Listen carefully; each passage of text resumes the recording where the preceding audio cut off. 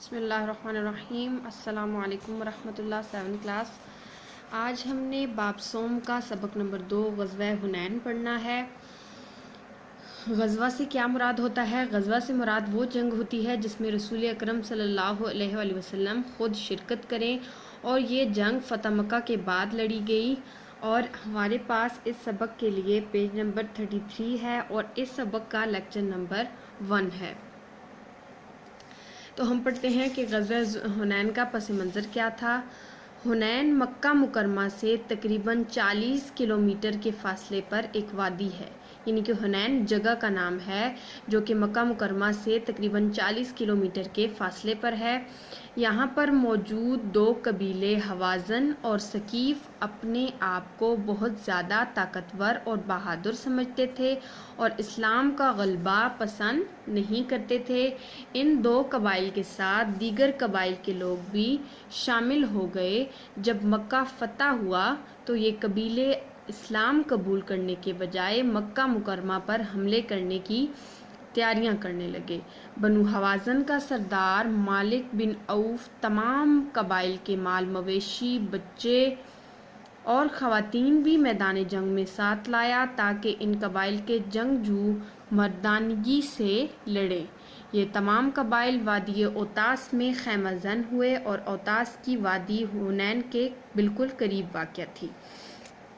یعنی کہ اس کا پس منظر یہ ہے کہ جب مکہ فتح ہو گیا تو اس کے بعد یہ جو 2 قبیلے تھے حنین میں رہنے والے حوازن اور ثقیف، یہ اپنے آپ کو بہت زیادہ بہادر سمجھتے تھے، تو اس لیے انہوں نے بجائے اس کے کہ اسلام قبول کر لیں، مکہ مکرمہ میں جو مسلمانوں کی حکومت آ گئی ہے اس کو قبول کر لیں، انہوں نے مکہ مکرمہ پر حملے کی تیاریاں شروع کر دیں اور ساتھ ہی ساتھ اپنے جو تمام مال مویشی تھے، بچے تھے، خواتین تھیں، ان سب کے سب کو بھی ساتھ لے آئے، اور اس طرح حضور اکرم صلی اللہ علیہ وآلہ وسلم کو اس بات پر مجبور کیا گیا کہ وہ بھی جنگ کریں۔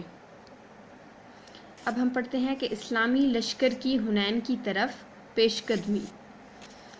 6 شوال 8 ہجری کو رسول اللہ صلی اللہ علیہ وآلہ وسلم مکہ مکرمہ کی طرف روانہ ہوئے۔ 6 شوال 8 ہجری کو رسول اللہ صلی اللہ علیہ وسلم مکہ کی طرف روانہ ہوئے اور 12,000 افراد کا لشکر آپ صلی اللہ علیہ وآلہ وسلم کے ساتھ تھا۔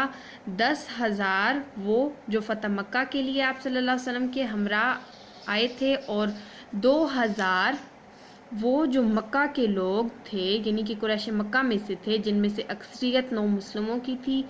مسلمانوں میں سے بعض لوگوں نے لشکر کی کثرت کو دیکھ کر کہا کہ آج ہم مغلوب نہیں ہو سکتے کیونکہ ہماری تعداد بہت زیادہ ہے۔ یہ بات رسول اللہ صلی اللہ علیہ وسلم پر گراں گزری۔ یعنی کہ جب حضور اکرم صلی اللہ علیہ وآلہ وسلم کو اس تمام صورتحال کا پتہ چلا تو 6 شوال 8 ہجری کو رسول اللہ صلی اللہ علیہ وسلم بھی مکہ مکرمہ سے روانہ ہو گئے اور اپنے ساتھ 12,000 کا لشکر لیا، جن میں سے 10,000 وہ تھے جو فتح مکہ کے لیے حضور اکرم صلی اللہ علیہ وسلم کے ساتھ صحابہ آئے تھے اور 2 قریش مکہ والے تھے۔ اور اس طرح پھر جب مسلمانوں نے اپنی تعداد دیکھی، اپنی لشکر کی کثرت دیکھی، تو وہ یہ بات کرنے لگے کہ آج ہم ہرگز ہار نہیں سکتے کیونکہ ہماری تعداد بہت زیادہ ہے، لیکن یہ بات حضور اکرم صلی اللہ علیہ وسلم کو اچھی نہ لگی۔